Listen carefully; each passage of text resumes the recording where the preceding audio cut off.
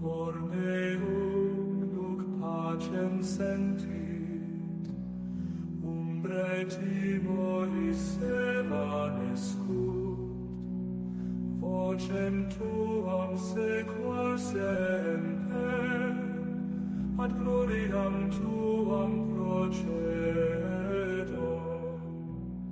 Deus meus lumen vitae, verba tua animam pascut, per sapientiam tuam ambulo, fides mea confirmatur. Welcome to another episode of Facts. I'm your host, Stephen Boyce. Well, folks, it happened. It finally happened. It's of no surprise to many of us who were watching the See of Canterbury for the last few years, really longer than that. She finally gave way, and the Church of England has officially fallen. It has elected its first ever woman Archbishop in Canterbury. I figured this was too important of a conversation to have by myself, so I brought in two Anglicans. In fact, I brought in a priest, Father James, who's been on the channel before, as well as the other Paul. What's up? Good to have you from all the way in Australia. So it's good to have you both on. Unfortunate circumstances for this gathering, but I woke up this morning at about 5:30-ish to a bunch of buzzing going on my phone with people saying, "Did you see the news?" It's like, I haven't seen anything.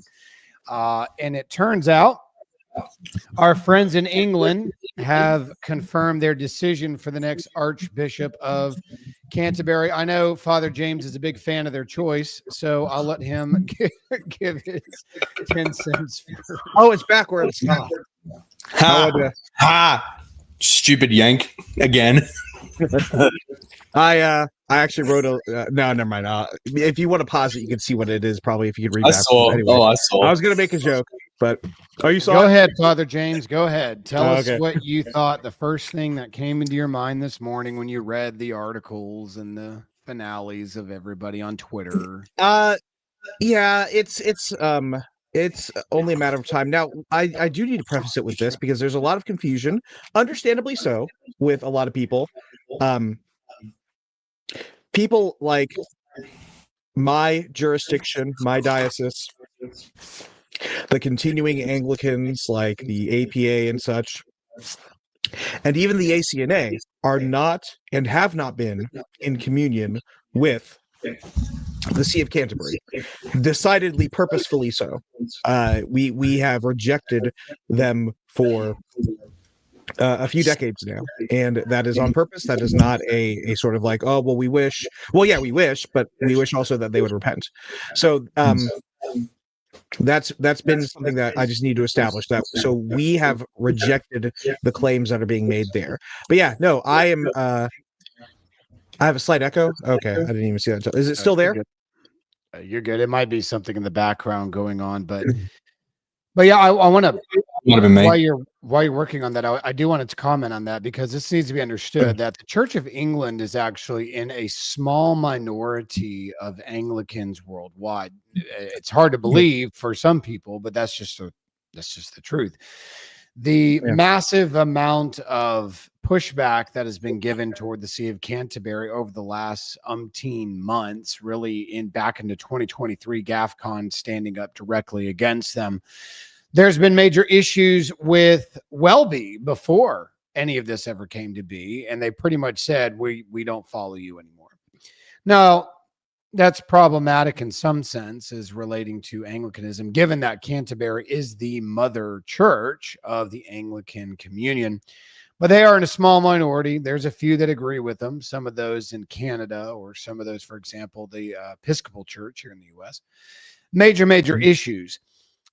This didn't happen overnight, Paul. It didn't happen overnight. This wasn't something that just came about like, oh my goodness, I can't believe they elected a woman for Archbishop. No. This has been a downgrade for a very long time, and this is just where Humpty Dumpty finally hit the last bump and broke. So, Paul, this I guess it'd be afternoon at your time. It was morning for the rest of us, or evening. What was the first thing that came into your mind as you saw the news?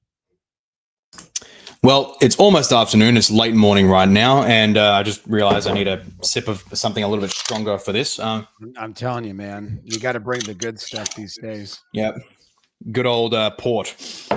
Anyway, so my initial reaction, that was for me in last evening. So last night, early to late evening, I believe. And you could probably track when my exact reaction was because I just went schizo posting on Twitter with that. But my immediate reaction, of course, seeing that it was a woman, is like, look, I've never had a girlfriend. I don't like girls. They give me the cooties, and I don't want the cooties in the Episcopal office. So that was my obvious reaction to it. But no, jokes aside, that visual of seeing, hey, woman elected Archbishop of Canterbury, that was obviously very jarring in your face. Now, I agree with you as well. It's not the biggest surprise. So I wasn't like, my heart didn't skip a beat. I wasn't like, oh, the horror. I mean, like in a sense, I am like, oh, the horror, but it also isn't exactly a shock, especially if, I mean, there's already women bishops there in the Church of England. So it was really, as long as the trajectory quote unquote bishops, that's the key part. And so as long as the trajectory held, it was only going to be a matter of time until they had a woman, quote unquote, Archbishop of Canterbury.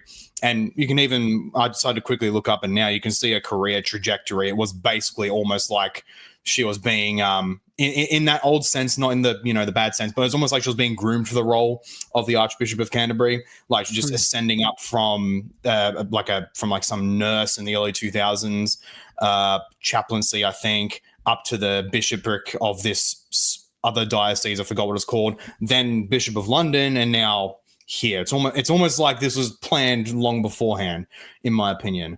But yeah, the reaction to that is, of course, absolute travesty, not a shock. But unlike just with any other liberal leader coming in, because she is a liberal, she's not the most insane liberal out there when you look at her opinions, but she still is very, very much liberal in a bad way. But here's the thing. It's funny. You'll hear from feminist types where they'll say in various situations, oh, well, if I did this, but as a man, you wouldn't care. But because I'm a woman, you do care, blah, blah, blah. Well, this is one situation where I say, yes, absolutely. That is true. We absolutely do think that. If this was just, if this was the exact same person, all the same opinions, all the same history, but it was a dude, the same reaction wouldn't be had. No, not at all. But for good reason, because the office, the episcopal office, is divinely ordained for men. It is typologically in that same role of fatherhood. That's a very deliberate analogy the Apostle Paul himself uses. And so immediately on the surface, to see a woman in that position is the most immediately jarring and shocking thing. And per traditional ideas of ordination, apostolic succession, which I'm still kind of in flux on just how rigidly lines have to be preserved, but just taking for granted traditional thought on the matter, the See of Canterbury's line has been severed. It's cut. It's vacant right now. So just the woman factor alone, outside of her being a liberal, that's shocking. That's an interesting point too, because in my mind, the seat has been vacant since Welby resigned.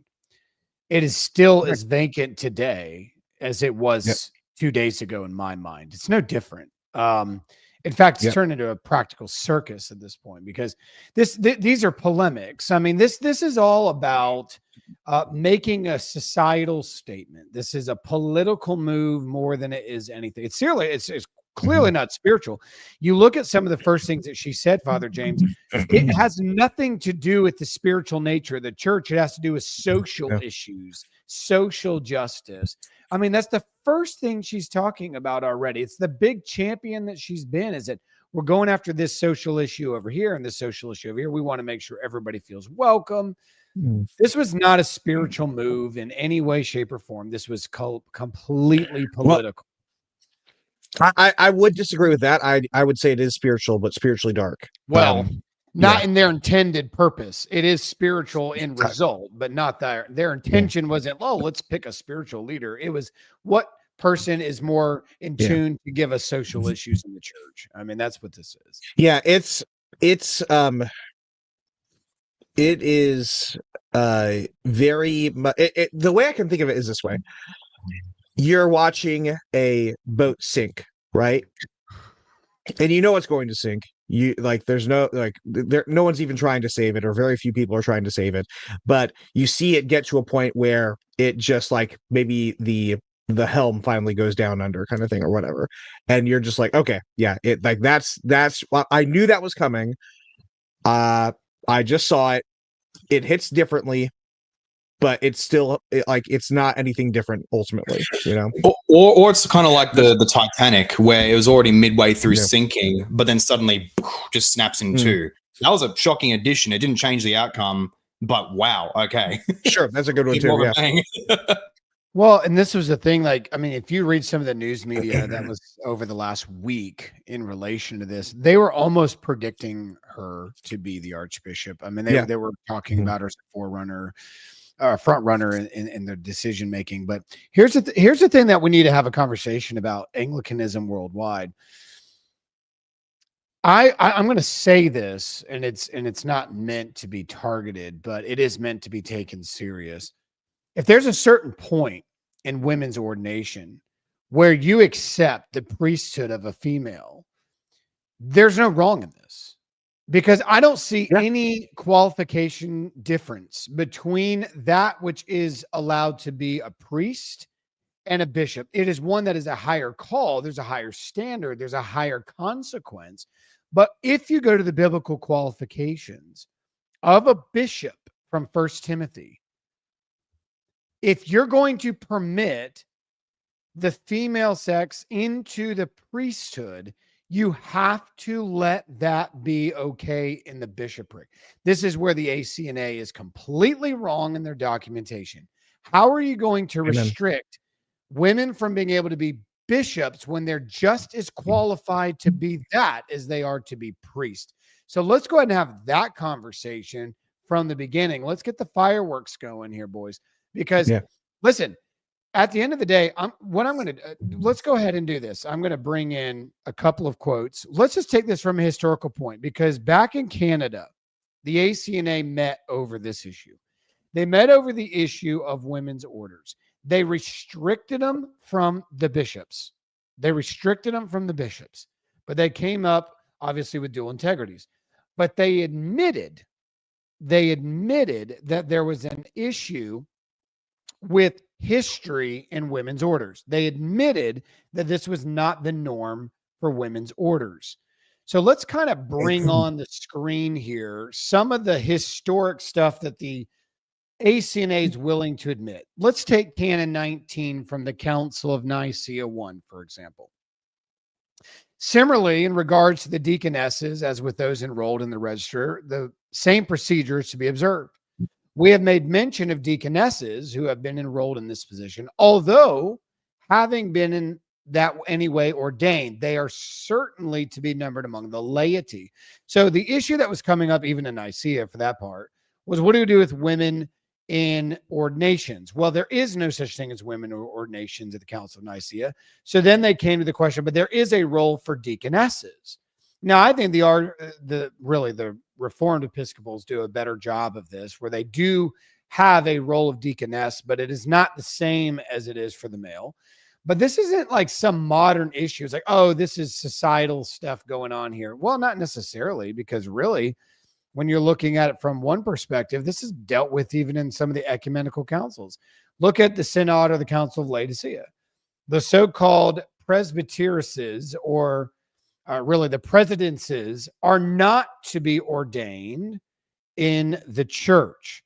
Another one, Epiphanius of Salamis, I think is a wonderful statement. He says, for this bishop, James the Just, and the just name apostles, the succession of the bishops and presbyters or priests in the house of God had been established. Never was a woman called to these, according to the evidence of Scripture. There were, to be sure, the 4 daughters of the evangelist Philip who engaged in prophecy, but they were not priestesses. If a woman or if women were to be charged by God with entering the priesthood or assuming ecclesiastical office, then in the new covenant, it would have been devolved upon no one more than Mary to fulfill the priestly function. She was invested with so great an honor to be allowed to provide a dwelling place in her womb for the heavenly God and King of all things, the Son of God.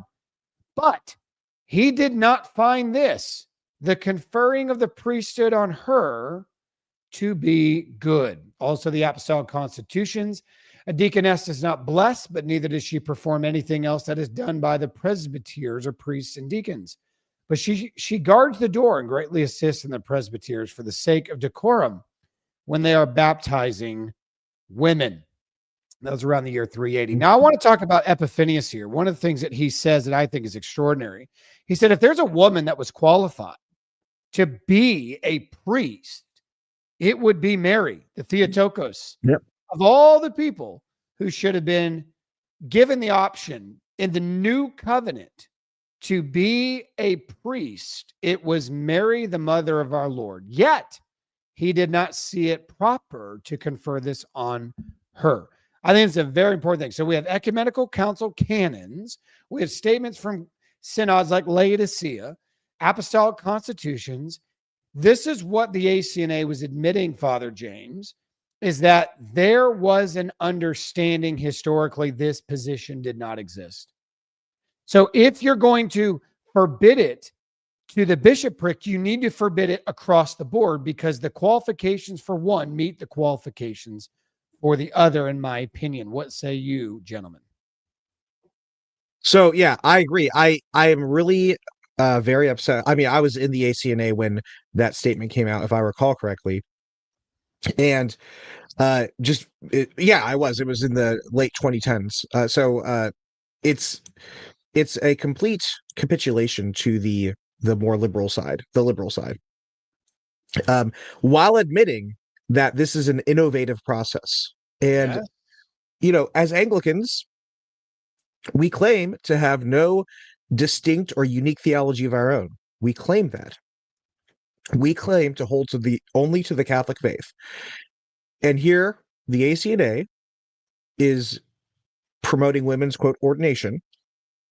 Obviously, the Church of England has gone off the rails now. Well, before then, but now, especially the Episcopal Church, all this sort of stuff. And this is a demonstration that truth does not matter.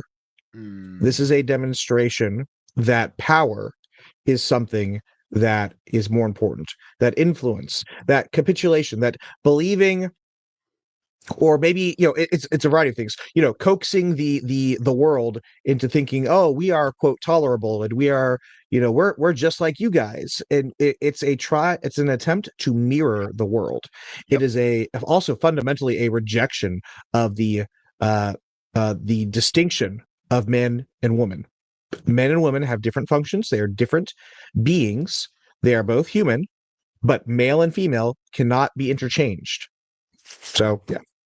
Well, when you read this, Paul, when you're talking about Epiphanius, for example, who says, hey, if there's somebody that's qualified to do this, it's Mary. I mean, but even the Lord didn't see it fit for that to happen.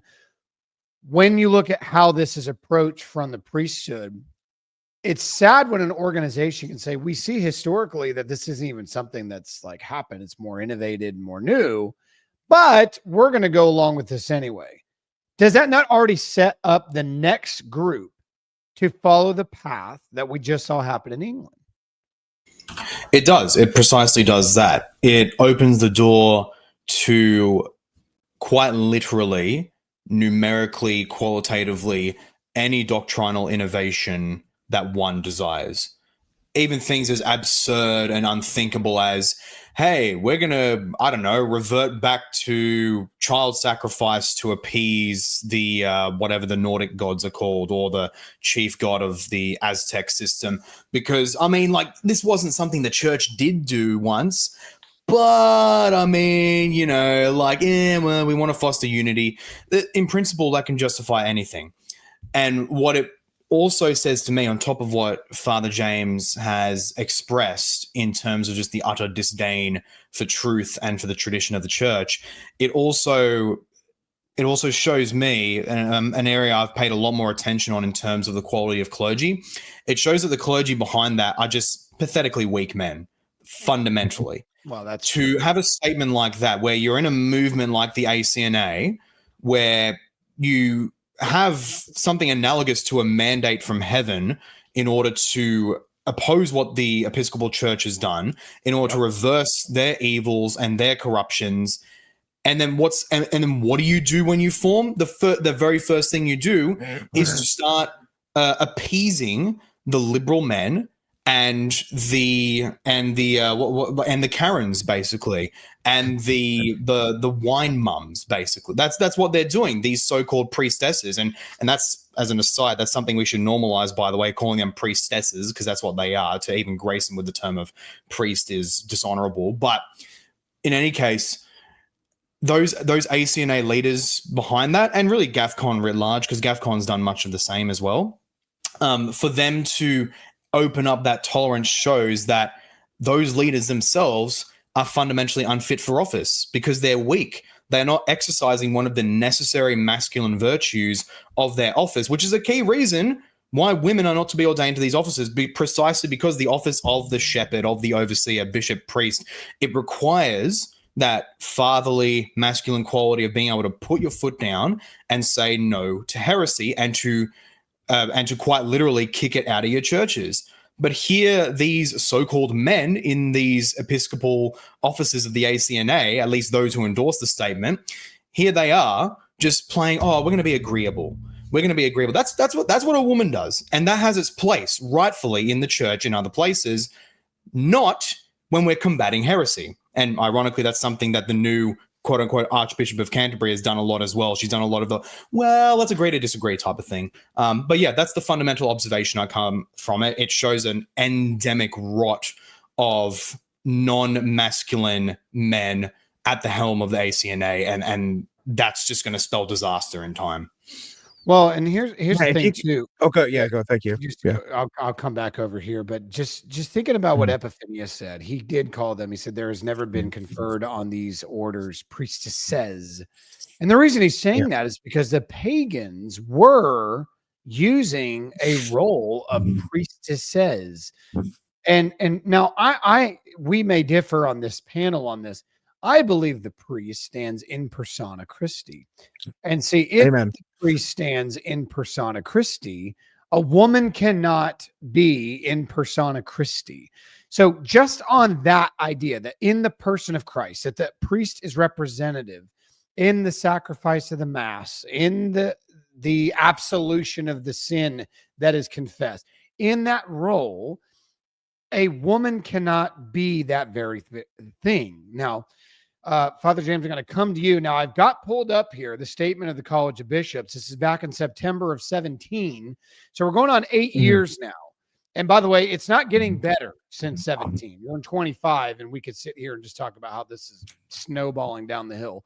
But you wanted to say something else. So go ahead and say that before we get into our little preamble. Well, yeah, I just wanted to point to the statement, actually. But yeah, I sent it to you because I wanted to read the statement. But if we want to go through the whole thing, that's fine. Let's take the statement itself. Walk it down. I've got it highlighted on the screen for everybody that's watching. Yeah. So, having gratefully received and thoroughly considered the 5-year study, so just so people know, there was a 5-year study done in the ACNA. It was the Theological Task Force concerning holy orders, and we acknowledge that there are differing principles of ecclesiology and hermeneutics that are acceptable within Anglicanism that may lead to divergent conclusions regarding women's, quote, ordination to the priesthood. I added the quotes. What I want to say right there, first off, is please, the next task force ACNA that you do, please hire me, because that sounds like free money. I want to know that is the most obvious. That is the most obvious conclusion that you could, like, the laziest obvious sort of conclusion that you can just sort of come to. So let's think about that. 5 years, guys. 5. I could do that in 5 minutes and save you a lot of 5 money. seconds. 5 years. Sorry. I can't even believe, I forgot it took that long. I'm so glad we brought this back up. Yeah. 5 years, but go ahead. It's just insanity like that. It took them 5 years to come up with that statement of like, well, both sides have merit. Like, well, thank you. I could, be the middle of the road like that too. Thank you. And it's very easy. Please give me whatever money they got. All ahead, right. Paul. However, hold on. Let Paul comment on that. Oh yeah. And to add to that, so this took 5. So you said this took 5 years to come up with this. Oh my word! And okay, 5 years, and whoever wrote it, thought it was a very good and prudent idea. They thought he was the next Cicero for writing. We acknowledge this practice as a recent innovation to apostolic tradition in Catholic order. We agree with that 100%. But that's the flipping problem. Are you really saying that as like, well, that's okay? Are you seriously saying that, well, it's okay if we have patch update 1.25 to the faith once for all delivered to the saints? They could have, we agree that's functionally what's happening. But someone of a half a day of rhetoric would have been able to tell you, hey, don't say those words. That is really stupid. Yeah. So, this is the line that really gets me the most. However, we also acknowledge that this practice is a practice of women's quote ordination is a recent innovation to the apostolic tradition and Catholic order. I would say it's not even an innovation. I would say it's a derivation from it. It's not actually apostolic. It's not Catholic. It's not just sort of like, oh, let's look at it from a different perspective. It's none of that. It is an actual rejection of Catholicity. And what really upsets me is this. So obviously Rome has recently had major issues and all that sort of stuff. And there are times, I will admit, that I've been a little poking at people and stuff like that. But for the most part, I've been very like, this is a serious matter. Pray for Rome, pray for the Roman Catholics, all that sort of stuff. And I've gotten those sorts of Roman Catholics towards me when it comes to this sort of thing. But the sort of triumphalistic types will point to this sort of stuff with Sarah Mullally or whatever her name is, and be very triumphalistic about it. And I'm just like, well, yeah, I can't necessarily blame them. This makes us look bad, even when we're not in communion with them. So this is incredibly frustrating, seeing this innovation that is so clearly an innovation. It is an innovation in the same way milk and cookies for Holy Communion, quote, Holy Communion, is an innovation. It's completely anti-Catholic, and it gets me so frustrated. This last sentence, however, we continue to acknowledge that individual dioceses have constitutional authority to ordain women to the priesthood. That's where it gets even worse, because now the implication is that the diocese constitutional authority supersedes tradition and the scriptures. That is, I would be afraid to stand before God with that. See, that is the that's just popery. Raising of canon law over scripture and tradition. It's just evil. Yeah. Well, and that's what they're saying. They're saying we agree that there is insufficient scriptural warrant to accept women's ordination in the priesthood as a standard practice throughout the province. However, it's that however, right? It's like you just admitted historically you have no merit. Biblically, you have no merit, but we're going to do it anyway. We're going to leave it up to the individual diocese to give them authority to ordain women to priesthood. Listen, that hasn't ended well for any movement. Not the Presbyterians, not the Lutherans, not the Church of England, whether you're talking about stateside with the Episcopals, that has never ended well. Not the United Methodists, because it starts with that and it leads to the clown shows and the transgenders, and then it will lead all kinds of crazy into the way. If you can open your doors to something that you admit we don't have biblical merit, we don't have historic merit, but we're going to do it anyway. What's next? What's going to stop you from doing a marriage for two men who want to get married? because you don't have biblical merit, and you don't have historical merit, or two women, or a guy that comes to you and says, I want to be a girl and I'm going to transition. Who are you? You don't have biblical merit. You don't have, where do you draw the line where you can put a however after any statement that deals with, we know it's not in the Bible, we know it's not in history, but we're doing it anyway. There is no end to the limits you can go with that theology, Father James. Do you mind putting up Anglican Fundamentals post or comment that came out at 10:02? I want to address it very quickly. I think this is very important. Which the Love You, Father James one? Yeah, that one. Yeah. So it says, "Love you, Father James. You don't have to say, quote, women's ordination every time. Don't worry, we won't clip you." I appreciate the love. Thank you very much. And please don't take this as a sort of reprimand or anything. But I recognize that. Okay, yeah, I'm not necessarily going to get clipped or something like that. My reason for this doing that is I do not want us to ever get comfortable with an unqualified women's ordination kind of thing. I want us to remember it's a bit of a almost a penance. Women's, quote, ordination. We need to keep it fresh in our mind. We need to stumble upon the very idea of those two words being put together. That's why I do this. We need to never get comfortable with heresy. So that's why I say this. So, but yeah, I want to add to that, because I'm so happy you said that, because that's a theme I've harped on a lot recently. It's a bit of like a Reddit meme, like, oh, look how smart I am, but it's actually true that language shapes thought. The very language you use, it doesn't merely arise from your existing thoughts, but in a feedback loop, it can also then it not just can, it just does affect your thought. And so as we get comfortable with just using the term women's ordination, even in disagreement, it just becomes an accepted category of reality that we kind of get more used to, and thus our further in opposing it dies down. So that I'm really glad you do. I like to make it a bit easier and to flow off the tongue a bit more. I like to just call it like women playing dress up or women's dress up. I just call it that. Mm-hmm.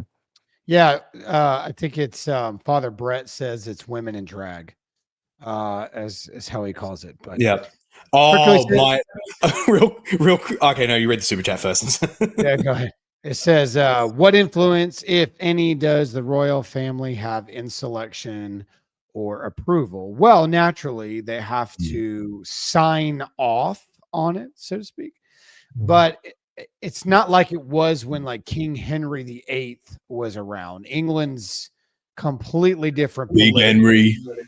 So you guys can comment on that as well. But I mean, they do in a formula way have to sign off. Which is exactly what happened today. That's what set this whole thing in motion officially, is the signature approval.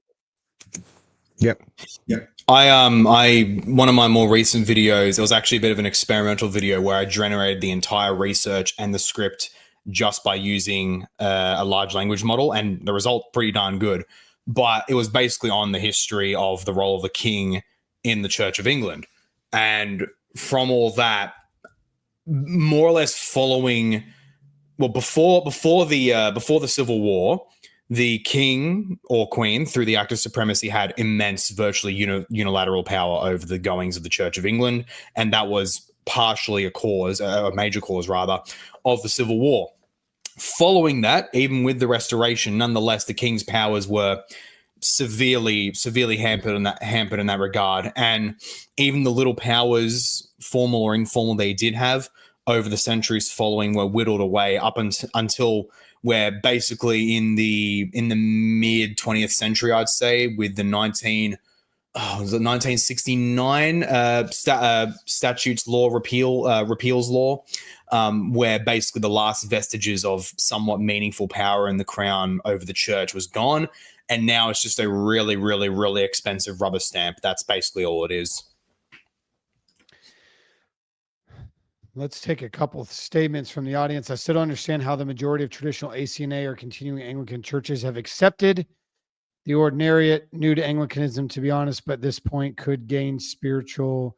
I think he spelled that, allies is what he's saying there. Yeah. Well, the ordinariate's not as big as he's making it out to be, but certainly it's causing great pause for people. Yeah, if I could answer that, this is the answer that I have. Because my brother used to try to get me be like, hey, we have the Anglican ordinariate and all that sort of stuff. I should say, quote, Anglican ordinariate. There are, first off, many issues I have with the, quote, Anglican ordinariate. I know good men who joined it and came back to Anglicanism because of major issues within it. So that's one issue, but that's a really more of a side issue.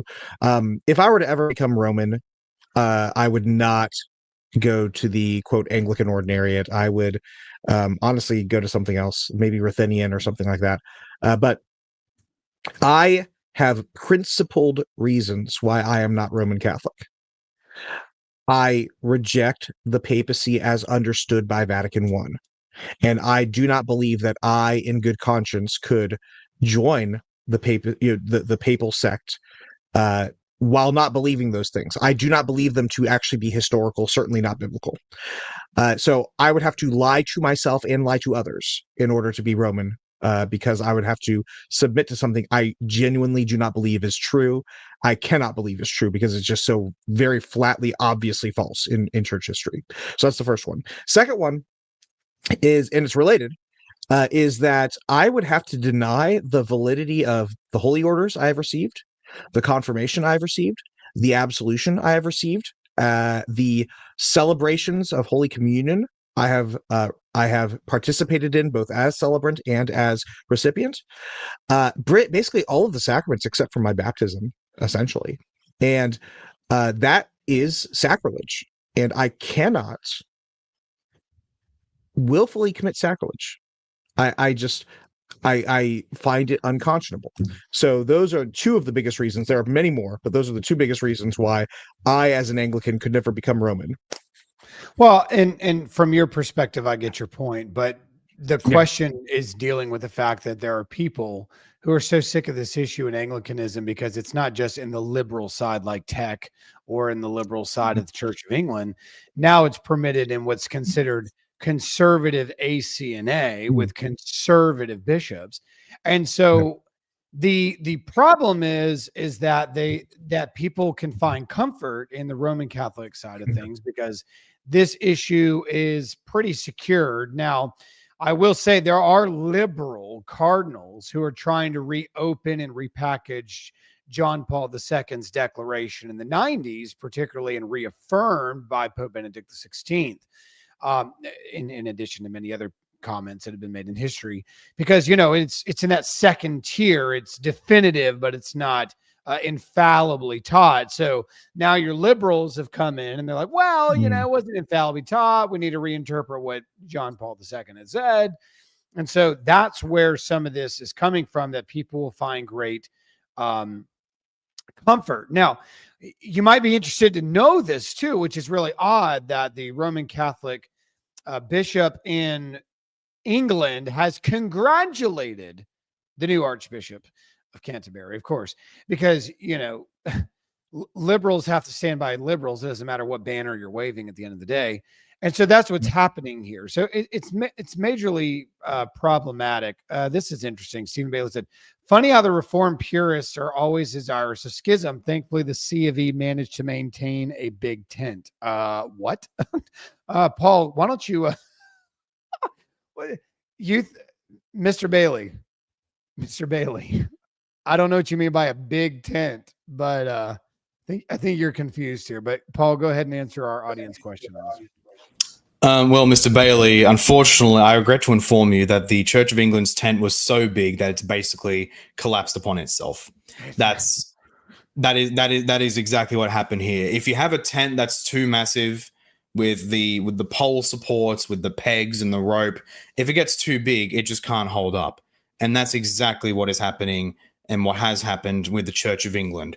It's one thing to have the latitudinarian movement of the 19th century, which was, I mean, frankly, there's good argument that that's probably what led to this anyway, where they were kind of like, let's not have all these extreme divisions on this, that issue. Let's broaden the tent a bit. That's one thing, notwithstanding its influence in the current thing. on the current situation. It's another where you're broadening to the tent to the point where you think it's even prudent, not to mention okay in principle, but even prudent to have people in the same communion where one will say, hey, Pastor Susan, I can't wait to commune under you and to receive the Eucharist from you, versus another member who may say something just like what Father Brett Murphy said to a woman on Facebook, where she was like, oh, well, this lady priest was very nice, blah, blah, blah. She served the Eucharist. Father Brett Murphy rightfully said, my sister in Christ, you received a snack. So the tent is so broad that you have those two opinions together at once. How can you actually have true Christian communion there? Because what so many people don't realize, and I think many of our more high church friends, whether in Rome, the East, or Anglicanism, they seem to forget that fundamentally, what is Scripture's ultimate sense of communion? It is actually a unity of faith and of brotherhood, of living together in love and charity.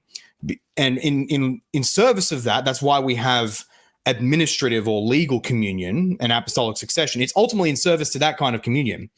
So in other words, if your administrative communion is so broad that you officially tolerate people whose views have them viewing each other as heretics, rightly so from their own principles, how is that at all a sustainable ecclesiology? How can you claim that your communion is reflective of a united body of Christ living in one heart and in one mind, as the blessed Apostle Paul himself commanded? That's absolutely ridiculous. Broad tentism like this is utterly incoherent and is fundamentally premised on pragmatism in the moment, not actual Christian principle.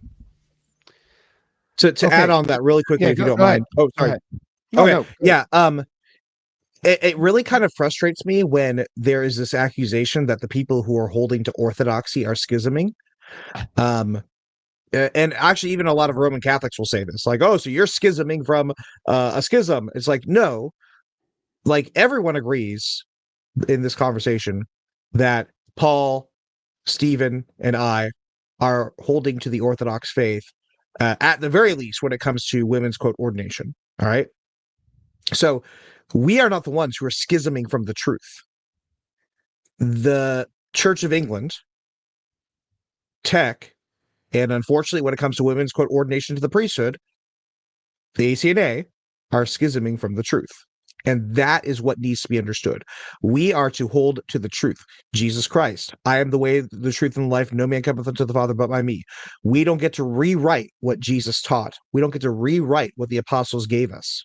We have to hold to what the apostles gave. You know, I am sorry, I'm going on a rant right now. I am someone who, I like to bend over backwards and accommodate people. I am not somebody who is like, it's got to be done exactly my way or else kind of thing. But I'm also tasked with actually holding to the Orthodox faith, to the apostolic faith. And when people are spitting upon the apostolic faith for political gain or whatever they want, that infuriates me. That's it. Yeah. Here's another one that came in. Would you say that being lax on traditional and Christian and scriptural position of women's head coverings led to this in any meaningful way? I would say, like, if you're taking the top 10, it probably is related in the top 10. I don't think it's a top issue, but let me just say this. I want to go back to what Epiphanius of Salami said about Mary, and I want to talk about sacred. So you may hear a lot of this and you go, oh man, that's a lot of critical statements about women in the church. Listen, I am pro women. I married one. I think they're great. I have a daughter. I love my wife. I love my daughter. My wife is more against women's ordination than I am, like way more. And I'll never forget sitting in an Anglican parish, and we're sitting there trying to discern who we are in Anglicanism at the time. And a woman who is a deaconess or deacon at the time, you know, is going down in the procession, processing the gospel book. Now, I must not have been paying attention because I guess I was talking to somebody while the procession was happening. I get an elbow in the rib cage, you know, from the wife. You know, Claire elbows me right in the rib cage, and she's like, nope. And all she was doing, processing. Well, next thing you know, it leads to not just that, but eventually reading the gospel reading and delivering the homily. And my wife said, nope, never again. This will never happen again. See, I mean, I am, when I speak about this issue, people say, oh, well, you're just misogynist or you're sexist or something like that. It's like, well, take that up with my wife first, and then you can come talk to me afterward, because she'll give you a harder reason for why it shouldn't happen than I will. But let's just think about this for a minute. As it relates to our Blessed Mother, if every woman followed the Theotokos as the standard, a lot of things would disappear. Feminism would go away, number one.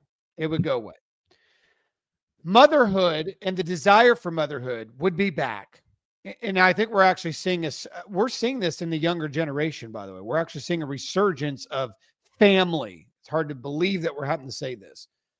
But if every female followed the standard and the beauty of our Blessed Mother Mary into the world, there is a massive role for females in the church life, in the home, in the community, with that kind of standard. I mean, think about what Epiphanius said. He said, if there was a woman that was credible to be able to follow the priesthood, it's Mary. But even the Lord didn't see to confer and put that upon her. She had a different role. It's not that it's like, oh, no, women have no place in church. Women just have to sit there and zip tie their lips. Or that's not what Mary did. That's not what, listen, we have a tremendous sanctity. So the question about the head coverings and things like that, and this is a conversation I've had with my wife multiple times. It's not a chain of imprisoning a female. It's actually a protection. It is a beauty. It is a sacredness that she is somebody who can do something that men can't do. She can bring life into the world. She is holy. She is set apart. If you go to any mass and you see things that are covered and veiled, it's not because that there's something tainted or there's something lesser. It's because they're the holiest thing in the room. So we're not putting down women. None of us here, Amen. Paul or Father James, we're not putting down women. We're not bad-mouthing women. We actually have a high reverence for women. But we know that biblically and what the apostles have handed down to us historically is the best thing for women, and where they prosper the most in the church is not in the sacraments, not in the priesthood. That's not what God designed them to be. And we are forcing something against the design role of God for everybody involved. This isn't we're not misogynist. We're not sexist. I mean, we are just looking at the picture Scripture and history has painted for us. And we've seen where men are at their best, women are at their best in the family and in the church. And we see that every time in history we cross these lines, it never ends well for the church and it never ends well for the family. All right, rant over. Go ahead, gentlemen. I have nothing to add right now. Sorry, my stress level is up right. I've had a very stressful day today. Yeah. Oh yeah. Unfortunately, to answer the question, I'm trying to indirectly say, is it the issue? No. Is it related? Sure. Yeah. There's a connection there. I'd say it's both a result. I'd say it's both the women's head covering lax issue is both a result of at that time existing liberalized views in women, but also like an accelerant to keep it going. So to both end matter, I think. Yeah, I don't think it's like the sort of it's definitely not like sufficient, but it's definitely a step. You're not going to have Sarah Mullally or whatever her name is, be like, hey, Canterbury Cathedral here, you've got to be veiling your women. You got to have veils on. Like, she's not going to do that. You know, it's just not going to happen.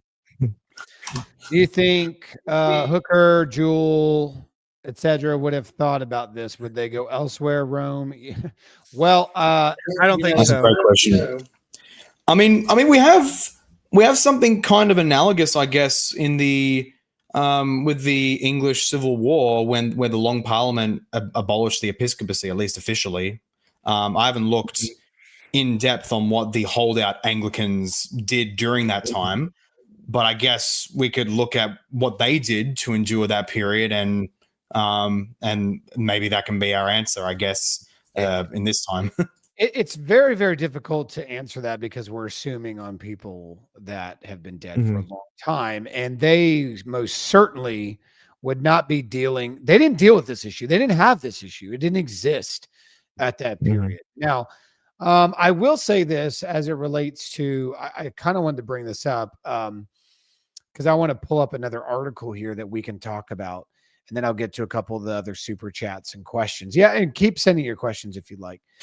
But if we want to look more at the woman playing dress up as Cranmer, Sarah Mullally, if we want to look at her, I've got some stuff to pull up as well. Yeah, we're going to pull all that up. We're going to keep that discussion moving. But I do want to say this. What's concerned to me is that what they were dealing with at the Church of England at that point were very both politically motivated and spiritually motivated issues as it related to the things that had just followed after the Reformation, etc. What we're dealing with are issues that they probably couldn't have ever fathomed. I know that it's not very much circulated. The question of women's orders was brought up to C.S. Lewis right before he died, not long before he died, and in his mind, it was a joke of a question. Like, it would never happen. In his mind, it would absolutely never happen. Yeah. Well, I mean, rumor is that there was a loud creaking sound in England this morning, and the rumor is that it was the sound of C.S. Lewis rolling in his grave, because this would have been an absolute disaster for him, because in his mind, this could never have happened. But what would he have done? What would have Pusey and Hooker and Jewell and all these others? We actually don't know. I mean, there was an old Catholic fallout after Vatican I, around the time of Vatican I. There's other groups that formed in the Free Church of England, etc. They may have joined one of those or something like that. Would they have gone Eastern Orthodox? Probably not. I can't see Jewell going Eastern Orthodox just from reading him, nor Hooker for that. They are definitely Western in their theology and practices. I don't see them. Rome possibly, but I don't know, and I don't think any of us actually know. But I do want to bring up something that C.S. Lewis had said, and I'm going to switch screens here and stop sharing that one and go to this one. Because Lewis actually talked about women's orders. Again, folks, like, this isn't some sort of like, oh, this is the first time that we've ever seen this discussion happen that just now came up in the Church of England. Not so fast. So Father Longenecker, who is the priest about 30 minutes from here at Our Lady of the Rosary, wrote an article. He's a good man. Yeah, he is. Great guy. He wrote on C.S. Lewis and women priests. And one of the things that he quotes here is that he says that C.S. Lewis acknowledges these arguments, but takes the discussion in a different direction. As a scholar of language and literature, he discerns what happens when we dismantle certain role models that are integrated with certain imagery, societal models. Then he quotes Lewis, just kind of go down in there. He says, what we think about men and women in priesthood affects what we think about how we relate to God, which is really interesting. Lewis says, sometimes the priest turns his back on us and faces the east. This is called Orientum, by the way. He speaks ad Orientem. Yep. He speaks to God for us. Now, by the way, this goes back to the connotation of when we look at the priest in persona Christi too, because he's going to tie a lot of that concept into this. He's representing something more than himself. So he faces and speaks us for God. We have no objection to a woman doing this first. The whole difficulty is about the second. But why? Why should a woman not in this sense represent God? Now remember, this is one of the greatest Anglican minds in the history of the Church of England, okay? He's thinking deeply here. Certainly not because she is necessarily or even probably less holy or less charitable or stupider than a man. By the way, we just acknowledged that. Mm-hmm. In that sense, she may be called as godlike as a man and given women much more so than given man. the sense is, or in which she cannot represent God, will perhaps be plainer if we took the thing the other way around. Suppose, he says, the reformer stops saying that a good woman may be like God and begins saying that God is like good woman. Suppose he says that we might just as well pray, "Our Mother, which art in heaven," which, by the way, how insane is this, guys? Because this is actually happening. This is actually happening in liberal churches. They're changing the genders and pronouns and nouns. So that is either really gender neutral, or they're feminizing God. This is actually happening. He's reasoning in his mind back in the day, like, can you imagine if somebody did this? It's like, well, it's not actually hard to imagine anymore. But notice what he says, "Our Mother which art in heaven," as opposed to "our Father." Suppose he suggests that the incarnation might just as well have taken a female as a male form, and the second person of the Trinity be as well called the daughter as the son. Suppose, finally, that the mystical marriage was reversed, that the church were the bridegroom and Christ were the bride. All this, as it seems to me, is involved in the claim that a woman can represent God as a priestess. Now, it is surely the case that if all of these supposals were ever carried into effect, that we should be embarked on a different religion. Interesting. But Christians think that God himself has taught us how to speak to him. To say that it does not matter is to say that at all masculine imagery is not inspired, is merely human in origin, or else that, though inspired, is quite arbitrary and unessential. And this is surely intolerable, or if tolerable, it is an argument not in favor of Christian priestesses, but against Christianity. It is also surely based on a shallow view of imagery, without drawing upon religion. We know from our poetical experience that image and apprehension cleave closer together than common sense is prepared to admit. That a child who has been taught to pray to a mother in heaven, which have religious life radically different from that of a Christian child, as an image of apprehension and organic unity, so for a Christian are human body and human soul. The innovators are really implying that sex is something superficial, irrelevant to the spiritual life. To say that men and women are equally eligible for a certain profession is to say that our purposes of that profession, their sex is irrelevant. We are, within that context, treating both as neuter. One of the greatest Anglicans of all time, gentlemen. One of the greatest Anglicans of all time. Brilliant statement. Absolutely. But I never read this. That is just brilliant. Comment. Let's go. How can I even add to that? It's well, actually, that issue of men and women's like sexual dynamics, that was, I think, outside of when I first started getting interested in theology in 7th grade. So I was around 13 years old, or 12, 13 years old. And the first major question I asked myself, which I wanted to explore in the Bible, was, why does God deem certain things sins and not other things? Like, there's got to be an actual rationale. It's not just arbitrary. The second big one after that was the issue of women's ordination, of, well, can women be pastors or not? And I grew up in a Pentecostal circles where that was just normal, women pastors. And okay, g'day, brothers and sisters. This is the other Paul. Welcome to another great interview with Father James. But no. And that was the second big issue where I explored, well, can women be pastors or not? Very quickly, as I just explored the scriptures from an impartial lens and look at it. Even going into academic stuff at that age, I was around 16 or so when I started looking into it. Even then, I very quickly found, women's ordination is bad.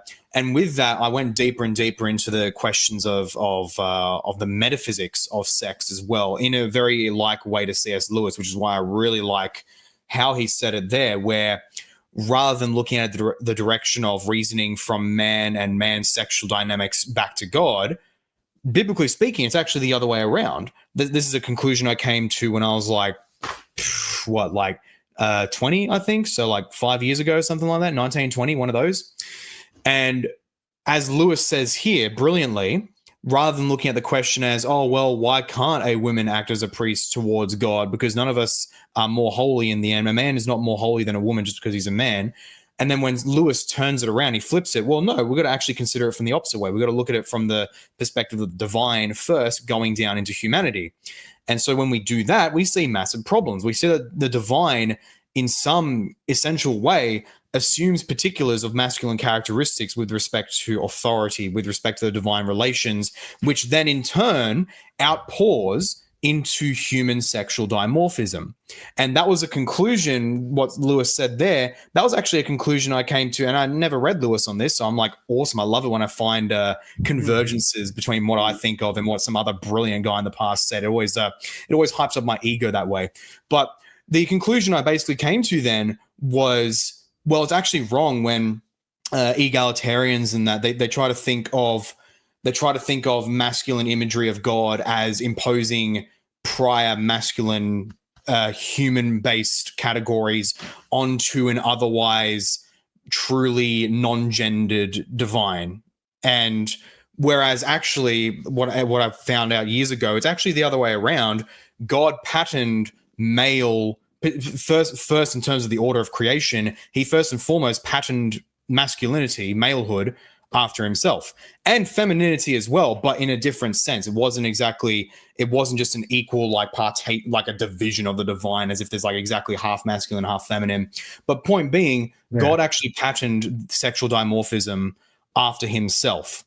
And so that's actually what Lewis did there, is actually the proper way to reason on questions of sexual ethics and the roles of men and women. We actually start with that divine pattern first, because that's where it came from. It wasn't us happening to be men and women, and then we just impose that to God. To add to this, and I love Lewis, when I was in seminary, this was an issue that from time to time we had to deal with, because the seminary I went to was pro-women's, quote, ordination. And I was the one of maybe like 3 or 4 guys who was opposed to it. Maybe 1 or 2 women as well, but basically one of like the 3 or 4 guys opposed to it. And I instinctively had always seen the connection between, say, women's, quote, ordination and sodomy, gay, quote, marriage, and, quote, transgenderism. Like, that seems to be all connected. And it's all connected ultimately with the idea that men and women are interchangeable, that you just sort of, and I don't want to be too crass here, but like you just sort of take one thing off one and put it on the other and mix things around and you got the same thing. That is not, that's a very Gnostic, and I know that term's thrown around, but like it's a somewhat sort of quasi-Gnostic, I should say, approach to reality. God made us male and female. That is pre-fall. There are some mythologies that actually have humanity as first like a thing that then gets split into male and female. That's sort of their equivalent of the fall. No, prior to the fall, we see male and female. And in fact, this is really what frustrates me when I was talking in seminary with like professors and fellow students. That separation happens before the fall, according to St. Paul. He grounds his rejection of women's, quote, ordination on the pre-fallen state. It is not based merely upon the idea of like, well, the snake and then this, the serpent and all this sort of stuff. And because of the female, no, this is before that. It's established prior to that. So Christ himself and St. Paul both clearly indicate that this separation, this fundamental difference between male and female is established pre-fall. Yeah, and I think that's what Lewis's ultimate point was, is that the design of humans, male and female, did not start in a neutrality. And to try to mix roles, which again, I mean, the man was almost prophetic. What he was saying was like, he was using our realities today as an illustration of insanity that would never happen. Like, that would be like saying Mother God. Well, it's happening. Well, that'd be like saying that a woman is this and a man is this. We have transgenderism. We have sexual issues going on. We've got people having surgeries to be castrated. I mean, it's like he's using this just to say something almost stupid. And really, he's like, if he'd have lived another 50 years in our lifetime, he would realize that he was almost mocking a reality, not making an exaggerated illustration. But his point is that identity in and of itself. Now, I do want to point this out. There was another super chat, DoorDash, interesting name. JP2 did infallibly, JP2 did infallibly condemn women's ordination. The Fide Teneda is also infallible. It's just the truth of logical connected to the revelation opposed to being directly contained in the deposit. Here's the problem with that. And this, again, hear me very, very carefully. What is taught by a pope as definitive is binding, but it is not the same category of weight as ex cathedra, for example. The teaching of JP2 was not ex cathedra. It is binding and definitive in that sense. It is not agreed upon by Catholic scholars as to whether or not it is infallible in its nature. Now, because there's a lot of discussion about categories with fallible and infallible teachings. Now, what I think about it's irrelevant. What I was saying earlier is that the liberal Catholics have made it their point to argue it is not an infallible and therefore it is subject to revision. Now, I don't agree. Obviously, I think that's ridiculous and I think it shouldn't happen. I think what has been established, not just by JP2, but also from Benedict XVI and prior before that, all the things that we just talked about. I mean, you got ecumenical council canons, you've got synod canons, all condemning this idea anyway. It's not like John Paul II is the first one to introduce the idea of putting it in. By the way, JP2 made this statement in response to the Church of England, who was actually ordaining women in the 90s, and they were pushing Rome to answer, what say you? Are you going to do this? And that is what motivated JP2 to begin with, to even make that declaration, is the Church of England was going nuts in the 90s with this. Well, now they're not just ordaining women priests. Now they have their first woman archbishop. So that needs to be held into consideration as we're considering these things. Now, somebody said I missed a question, and I'm sorry if I didn't mean to do that. Let's see. Do you think okay. Do you think it's important for us to seek communion with other historic see? How do you feel about the idea of striving for that kind of unity, especially since the Anglicans are considering it? Well, I mean, let's be real. That's not out of the question. It's actually happening in some regards. Now, what level of progress they make, I happen to know firsthand that the See of Rome has reached out to some of the continuing Anglicans to have conversations. I've heard that from bishops, not just from random Joe Schmoes. So they have reached out. Cardinal Fernandez has reached out wanting to see their succession because they're under old Catholic orders, Polish National Catholic orders. So there's a lot of discussions going on there. What'll be had of it? We don't know. The ACNA had delegates in Rome not even a year ago, which got killed. But they were there, Foley Beach. To help me out, RC, it was Sutton. Bishop Sutton was there. Sutton. And was it Moniz? Who was Moniz? That was probably Moniz. Probably Moniz. Yeah. By the way, I do want to add. I want to add something. I was a bit harsh on the ACNA. I do need to emphasize that there are very good men and very good clergy in the ACNA who are fighting the good fight against this liberalism. So I don't want to disparage the entire jurisdiction. I just want to. I'll take it a step further and be critical because I'm not in the ACNA and don't care. But as I'm not in either. But yeah, I'm just saying. But like, I have no respect for bishops who continue in a state of compromise. So I mean, it does. I can't even take serious people who condemn that group, who continually to commune with those who continually ordain women to priesthood, who continually hold to these ideas. I don't even take those bishops serious. Now, I'm not speaking for Father James. I'm not speaking for Paul. I'm speaking for me. I have no respect for any of the bishops in the ACNA. I think they're all compromising with error, and they're doing it intentionally. And there are certain lines. I think I agree. Yeah.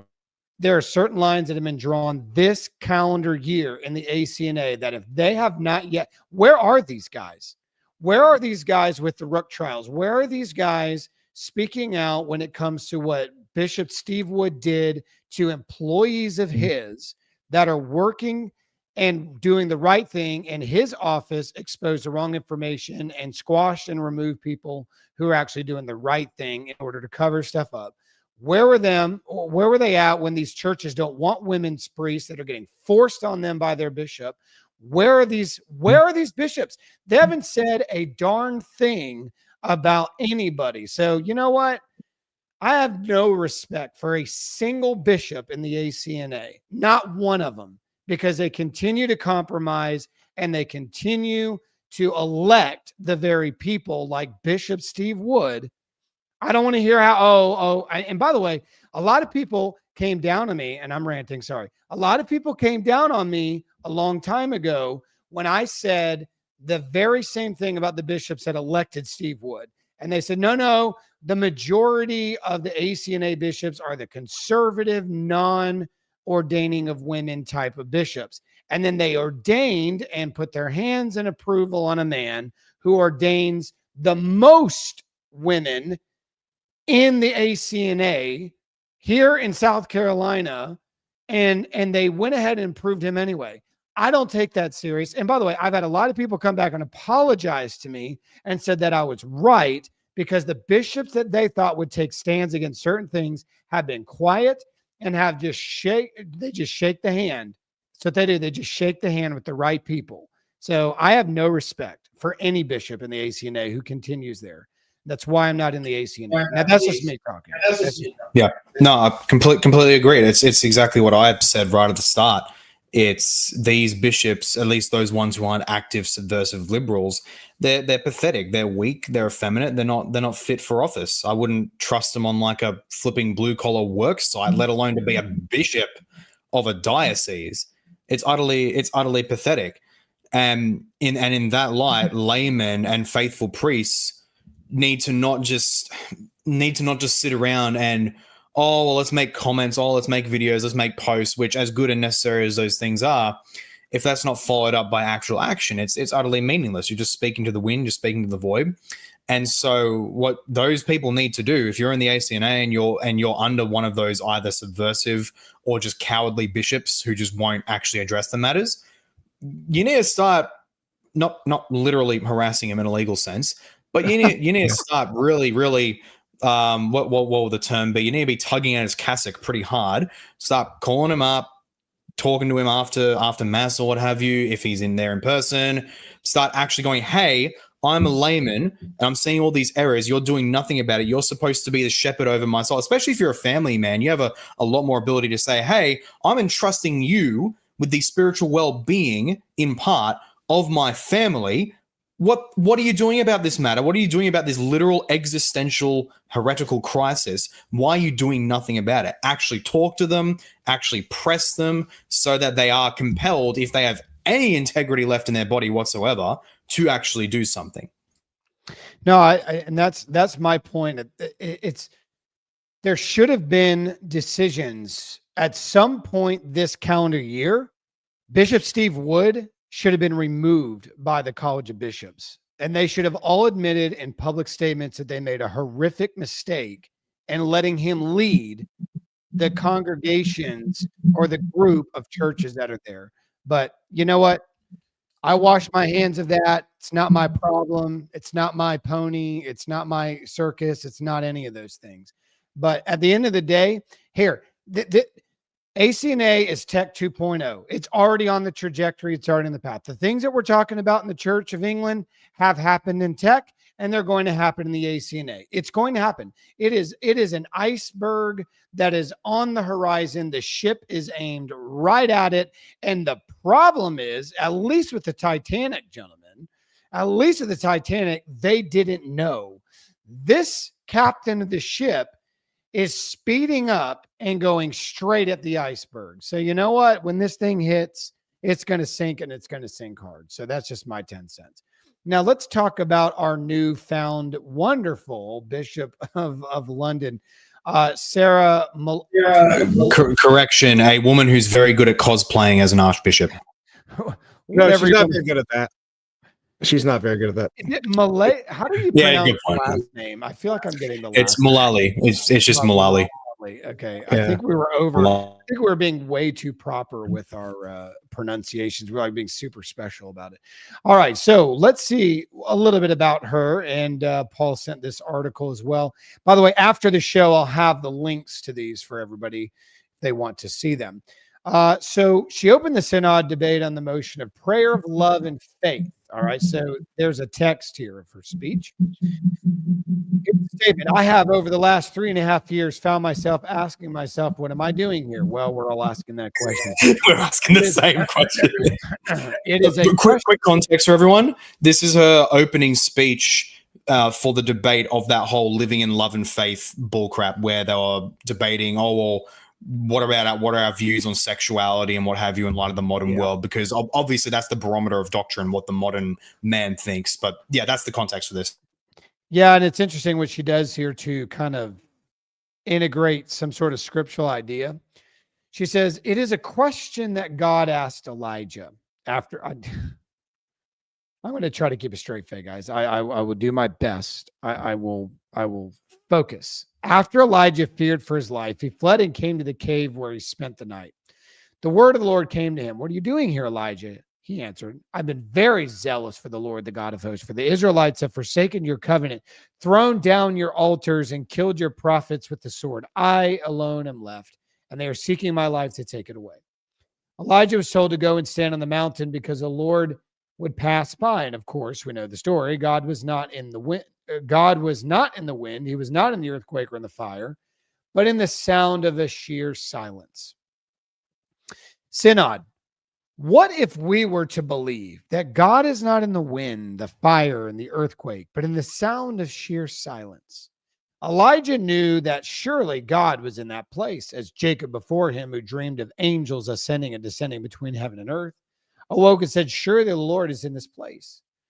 That continues to be my belief, that God is in this place.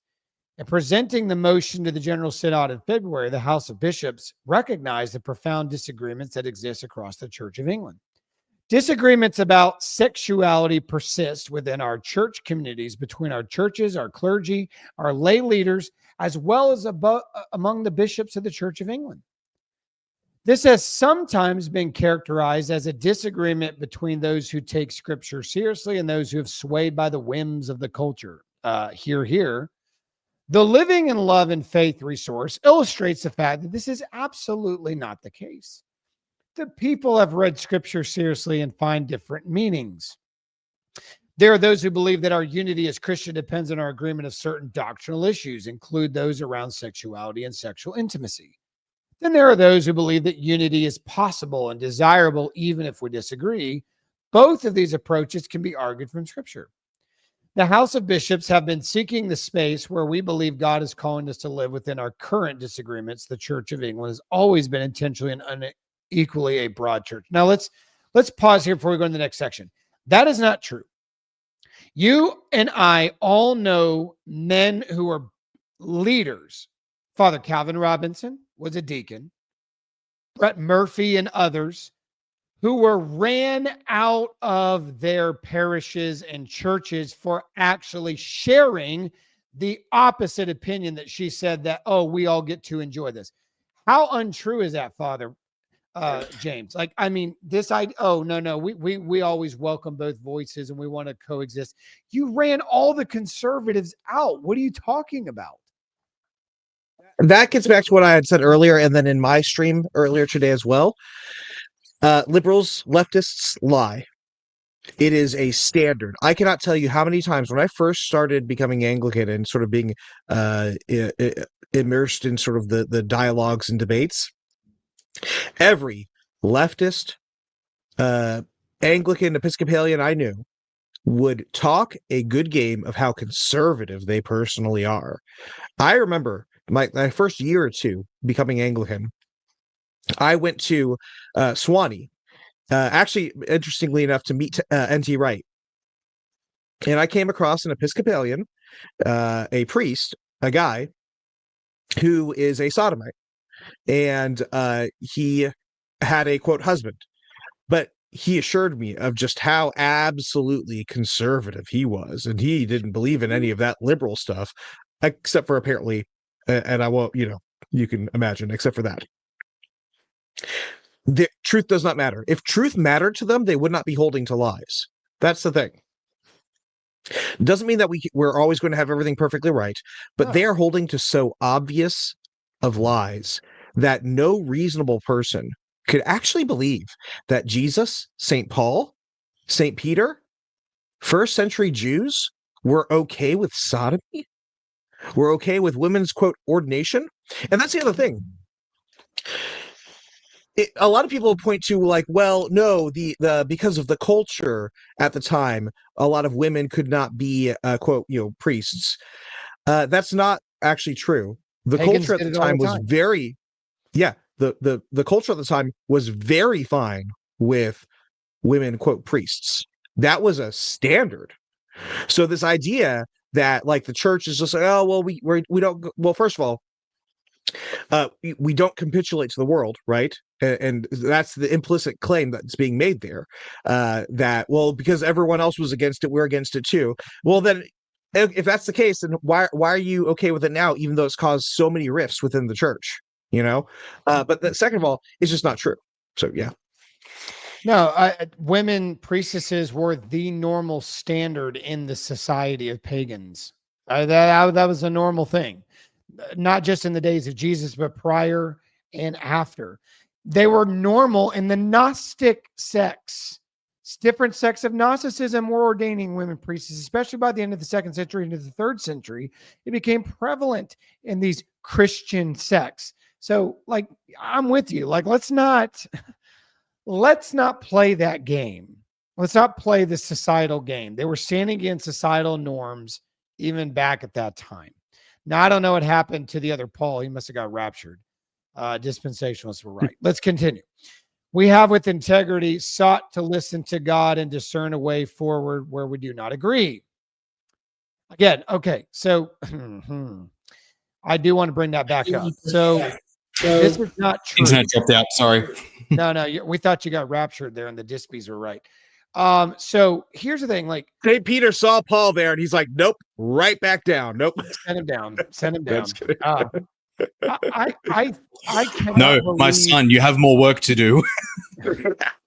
I cannot believe, gentlemen, that this individual is saying we have with integrity sought to listen to God and discern the way forward where we do not agree. They ran out the conservative priests. They took their parishes. They took their community. What are you talking? You silenced the critics a long time ago. Ask Father Calvin Robinson what happened. Ask Father Brett Murphy. Ask these different priests. I can show you multiple Anglican priests who are now in the Roman Catholic Church who were silenced, and that's why they're in Rome today. Father Longenecker was an Anglican priest in England who we just read a minute ago.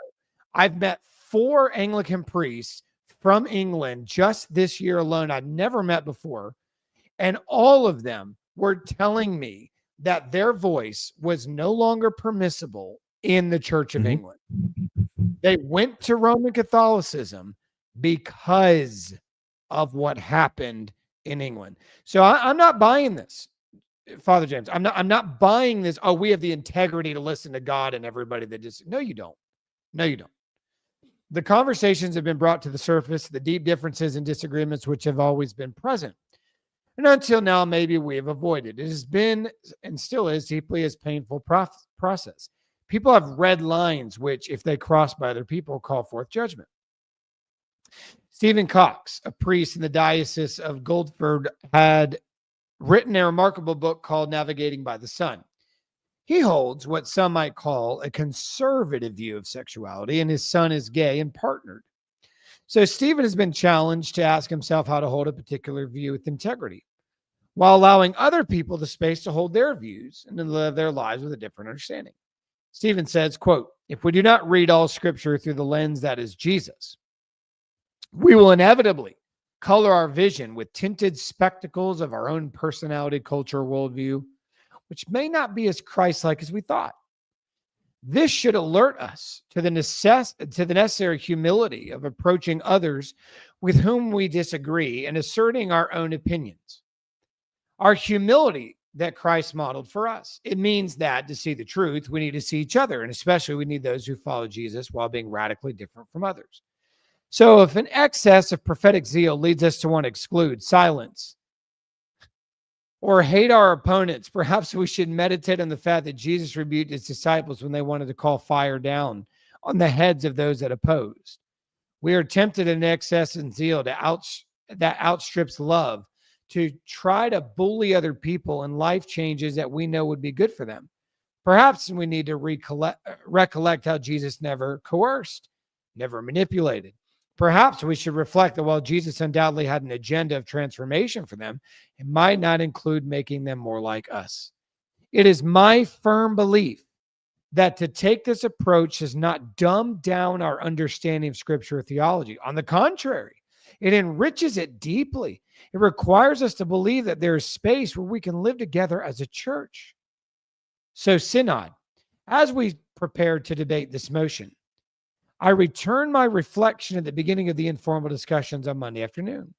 For some, what was agreed felt like a meteorite. For others, it was crumbs under a table. It may well be that in seeking to repair damage from what some fear was a meteorite, we are sweeping away the few crumbs which have been offered. Our unity does not come from our commonality. It comes from Christ. Okay, let's just talk about how stupid that is. Let's just talk about how stupid. So ridiculous. Our unity does come from Christ. But guess what that does, gentlemen? It brings commonality. And listen, we're not talking about commonality of like, oh, we all like the same pizza toppings or something like that. Like, our commonality is that we are around the person of Christ. One. We are baptized into one body with one Lord, one faith, not two faiths, not three faiths, not four faiths, where everybody's faith is just, well, we don't all agree and that's okay. We're not talking about what you like on your cheeseburger and what you like on the top of your pizza.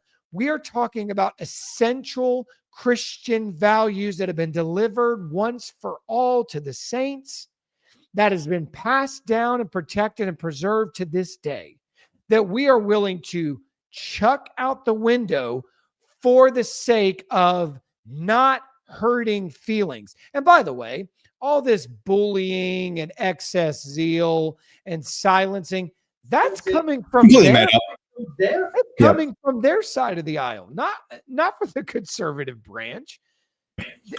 And we know that standard, that tactic, which you see time and time again from liberals like this across all communions, that tactic of, we shouldn't be seeking to be rigid on these doctrinal things. What matters is we need to be humble and Christ-like when we're talking about these questions.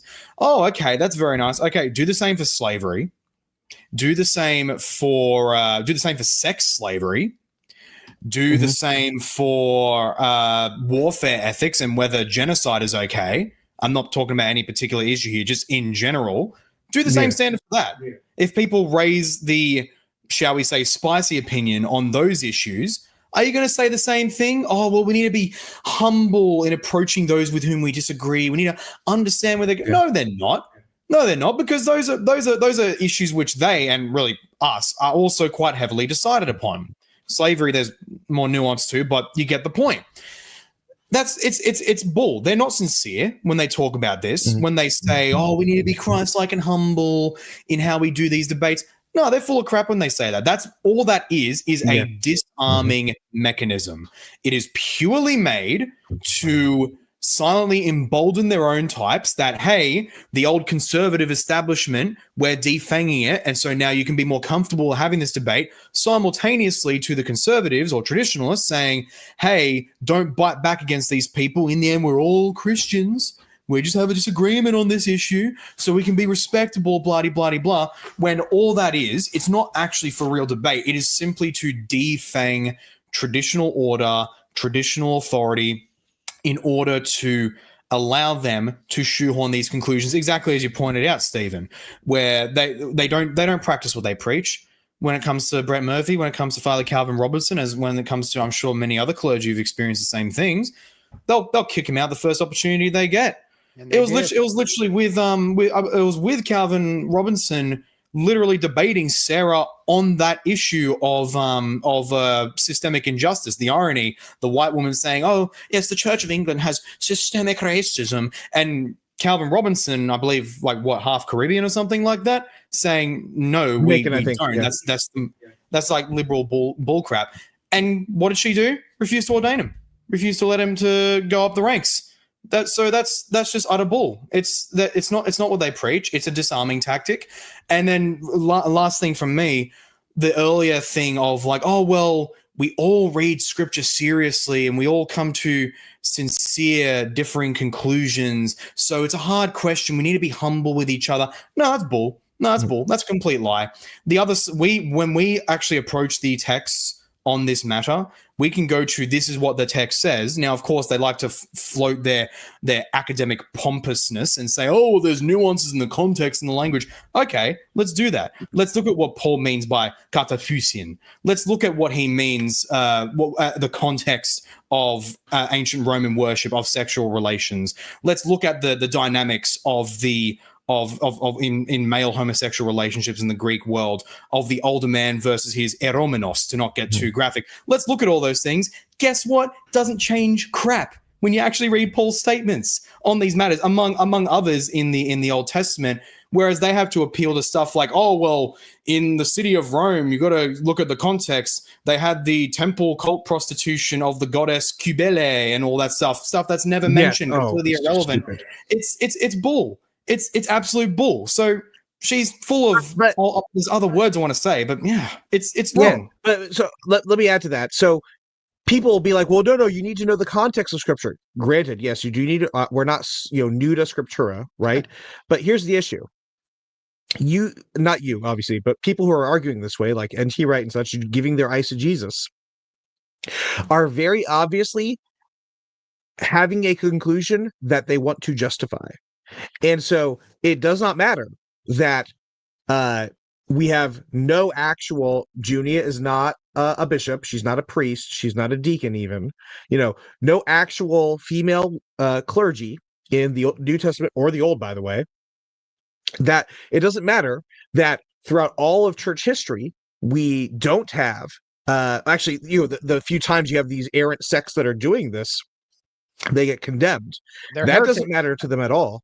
They just want to have their conclusion and fill anything that they can in to support it.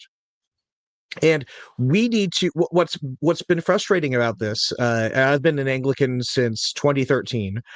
What's frustrating about this is I've seen the same pattern. It is the liberals push the envelope, the Orthodox or allegedly Orthodox will make a statement that is just strong enough to be considered, against what happens, but very, very sort of apologetic, like, oh, and we need to make sure that we respect women and we have failed as the church in helping, all that sort of stuff. That's in the very one that the task force one that we looked at a few minutes ago. And then rinse and repeat. It's like we take two more steps down and the Orthodox or allegedly Orthodox put out a statement, nothing gets done. Two more steps down, Orthodox, allegedly Orthodox, put out a statement, nothing gets done. This needs to stop. Yep. We don't just have the doctrine of containment, like the Truman sort of approach to communism, which is, oh, well, we'll just let it go there. And then once they, get further, oh, well, that's the new line. Let's let them have that new line now. Oh, let's let them take Vietnam. Let's let them take Cambodia. Let's let them take all these other, oh, that's the new line. We're containing, they're not containing anything. You're not containing any orthodoxy. You're not containing, or any heresy, excuse me. We need to actually be very loud and, yes, bullyish about orthodoxy. I don't think bullying is necessarily a bad thing. We need to actually say, hey, this is heresy. This is actual heresy. And we don't get to play around with heresy and call ourselves Catholic. Well, if telling the truth is bullying, then fine. By definition of bullying, if by taking a stand and resisting error is bullying, then I guess we're bullies. But we're not looking for a fight. We're not just going out of our way going, oh yeah, let's see how we can make a bunch of people mad today. We're always on the defense because something crazy gets thrown out. And it's like, wait, what? Where is this coming from? Like, whose idea was this? And so we're the ones trying to draw people back to reality and say, wait, this has never been done. By the way, talk about context of culture. Don't you think that the context of culture of the apostles' day could better be understood by the 2nd century fathers who answered this and the 3rd century council? I mean, come on. Like, you're telling me that in 2025 and in the last 25 years that scholars today have unlocked the cultural meaning of something 2,000 years ago better than people within 100 years? Are you kidding me? Stephen, you don't understand. N.T. Wright found the golden tablets. They were handed to him from the archangel Karen, or the archangeless Karen. Friends, I just found a new manuscript that changes everything.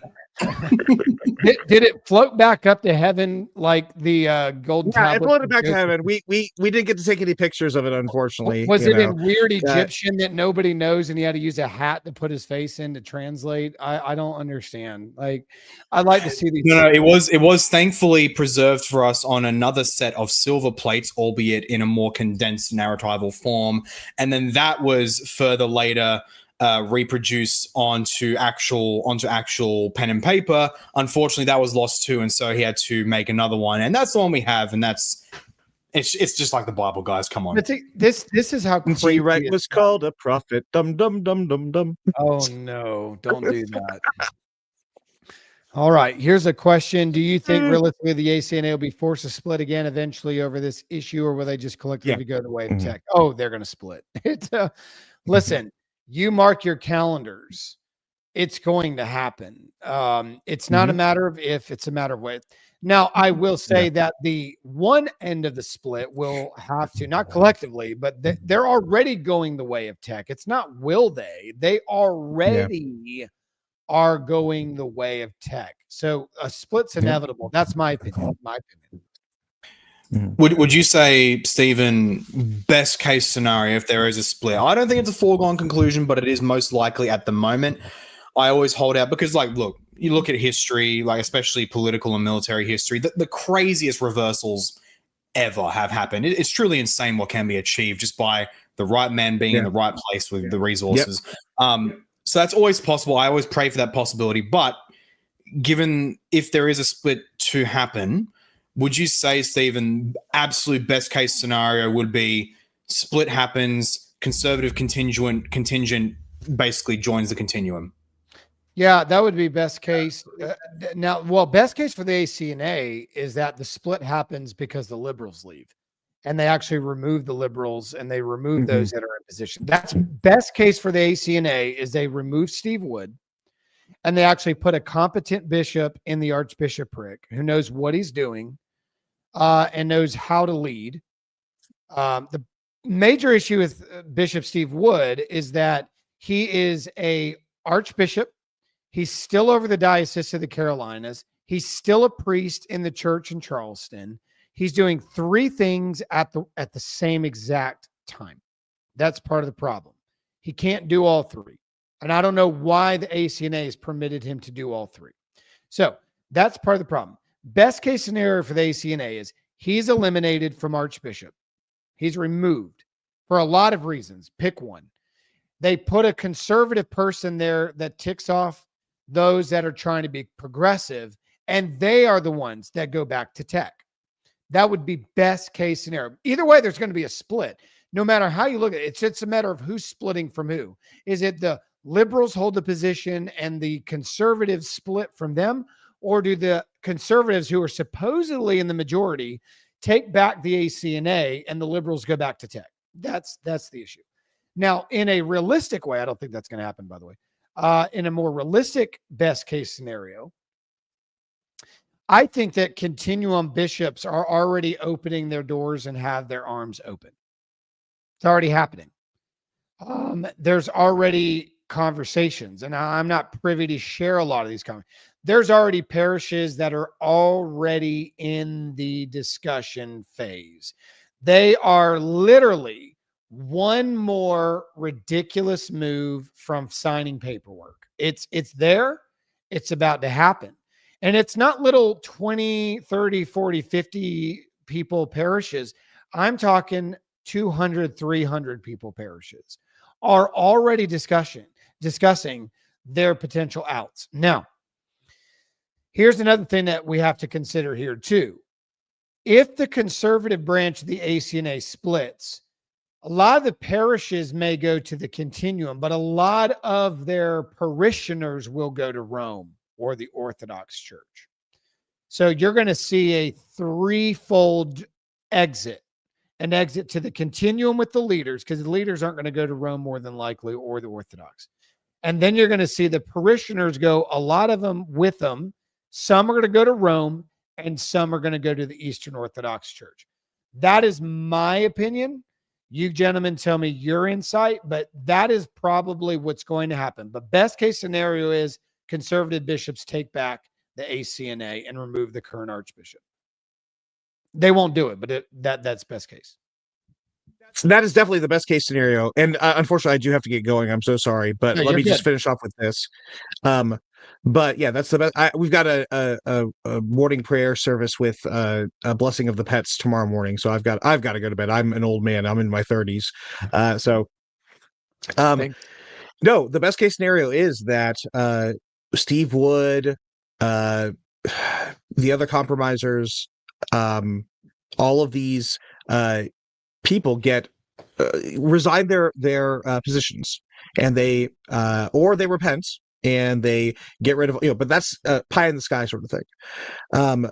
What's probably going to happen is the REC, the Diocese of the Living Word, and some of these other groups, Dallas Fort Worth, all these other dioceses are going to join with like the continuum, and some will probably go to Rome.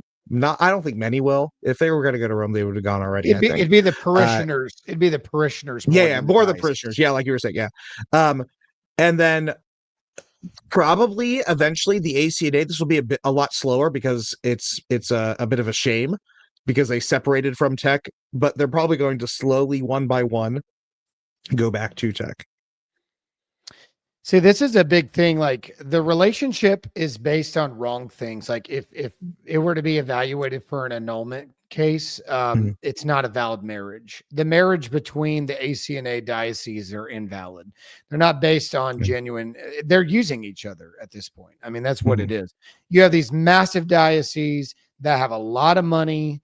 You have these long timers that came out of tech. You have a lot of these issues where you have progressives, you have traditionalists, you have low church, you have high church, you have major problematic issues going on between their social issues. That marriage is a disaster. It's kind of like, well, we hate each other, but we're going to stay together for the children. We're going to stay together for the kids' sake, or because I can't get employment, or I need it for insurance, or you're just so ACNA is kind of operating in a dead marriage. It's a marriage that started wrong, and it is wrong, but they brought kids into this, and so now they got to think about the kids, and so they're staying in a marriage that is toxic. It's abusive. They don't like each other. They talk bad about each other. They can't stand each other. but they do it to pay the bills and keep everybody happy and put on a smile. But really, it's toxic and it's deadly. So it's going to end in a divorce. It's just a matter of when. and all from what, 2009? So that's it's like 16 years, only 16 years, and it's already at this stage. What a pathetic project that ended up being. This is why you don't let liberalism, heresy in. You have to guard against it. Yep. Not even once, not even the smallest thing. I won't give details, but I'm part of a I might be get too specific. I'm part of a group, an online Anglican group that is trying to have a serious effective reform efforts for Anglicanism. And when I first went in, I saw that they had an Anglo-Catholic transgender, quote unquote. And I immediately saw, hey, you guys are trying to be a reform effort, basically just like the ACNA, but like an online type of paraministry type thing. And I just immediately said to them, hey, get rid of this person right now. No ifs, ands, or buts. It is just merely tolerating even the presence of these liberals is exactly how you get those corruptions. And then sure enough, I think in part due to my relative weight as a channel, as a figure, I think they ended up getting rid of that person. It was for the best. And the leadership ended up saying, look, to everyone, look, you know what? We realize we should never have tolerated this person to begin with, so that's not going to happen again. That's what the ACNA, if they have any hope of survival, that's what they have to do. Absolutely have to do. They have to, if needed, like physically run these liberals out of their churches, out of their rectories, so on and so forth. Yeah. Unfortunately, it's just, there's too much money coming. It's just not going to happen. I hate it. I hate it because they had a good thing and they chose to keep the bad things intact while saying they got rid of them. And they didn't. They brought the very thing that started the bad things intact. So it's an issue. It's an issue. All right, folks. Well, there's a lot to say here. The Church of England has officially fallen. It's been falling for a long, long time. Any hope of the mother church being restored to its daughter churches throughout the world, I think it's pretty much gone. I think there's a lot of statements out there from GAFCON, from bishops, from Africa, from Australia. I mean, everybody's making comments. It's officially dead. It's not just dead. It has been disintegrated and it's completely gone. There is no Church of England. It's not even a church anymore. I don't know what it is. A woke club. It's a club. That's what it is. It's a club full of woke people. And what good we loved about the Church of England and Canterbury has been taken. And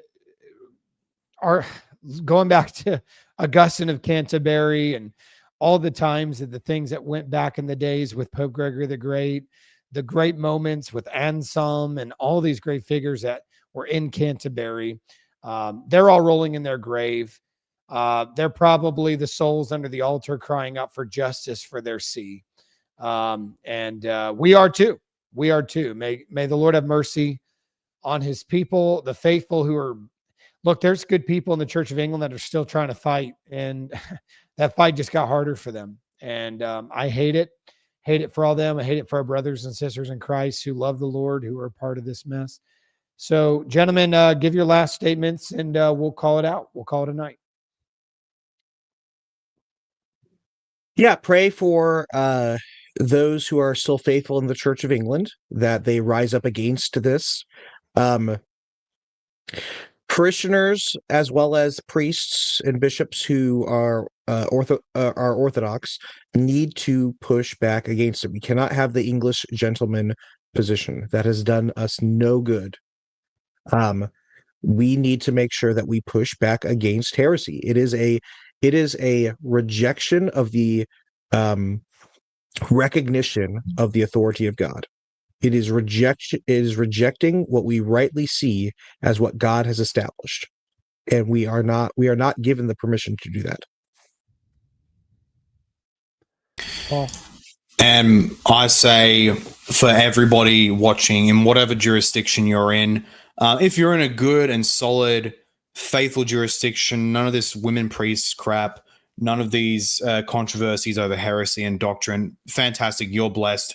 Use that as much as you can to support others who are in these more terrible situations, whether it be the ACNA or the or in the Church of England proper. And for those who are there in dioceses with troubles like this brewing, don't just talk about the problems, not even just with your friends or with your priests or whoever. You need to actively think right after this stream is finished, whether you're watching now live, whether you're watching afterwards. Don't just think that was a great stream, I'm glad they did that, and then just go back to your day. I said this in my stream yesterday on more secular political matters, where if you just watch this and that's all you did, wow, great stream, really important, and then just went back to what you're doing, it was a complete waste of time. It was a complete waste of your time. You used up hours, temporary hours that God has given you on this earth for nothing. So to make sure that wasn't for nothing, take everything you've heard here and now seriously ask yourself right after this stream, right after you finish watching, what can I do? What can I do to attack these problems in my own diocese, in my own parish, in my own communion? What gifts has God given me in terms of talents, abilities? What resources do I have at my disposal? What networks do I have? And thus, how can I use these most optimally in order to inspire actual change? And some of the most immediate examples of this would be to actually speak with your priests, actually speak with your bishops, like get them on call or ideally in person, and make sure you actually know what you're talking about when you do that, so that they don't just feel vindicated if they refute you and all that. But also network with all those many people in your own diocese or parish who feel the same, and do those efforts with them, make your presence known, and start applying actual pressure to your hierarchy if you want to see things actually change. There's many other possible actions you can take, but that's just one of the easiest off the top of your mind ones that I think of now. So please, everyone, for the sake of this beautiful Anglican tradition, so that it's not completely lost, just do something. That's it. Good word, gentlemen. Good word. Folks, thanks for tuning into this. Also, there are 3 channels represented here. I'll have those links as well if you would like. Go to the other Paul's channel. Make sure you like and subscribe on his. Go to Father James's Barely Protestant channel. Make sure you like and subscribe to his. And also, if this is your first time here, glad you came to the discussion. Make sure you hit the like and subscribe for this video and for the channel for facts. We do anything Fathers, Apocrypha, Canon, Text, or Scripture. We're currently going over the 7 ecumenical councils. We just released last week an episode on Nicaea 1. Constantinople is next. So, by the way, there are options to go through different platform within this platform. There are different series that have been done over the last couple of years. You can actually go in and just look up certain series. So we're glad you're able to tune into this episode. Paul, thanks for joining us. Father James, thanks for joining us. All right, folks, as always, grace and peace to you. God bless.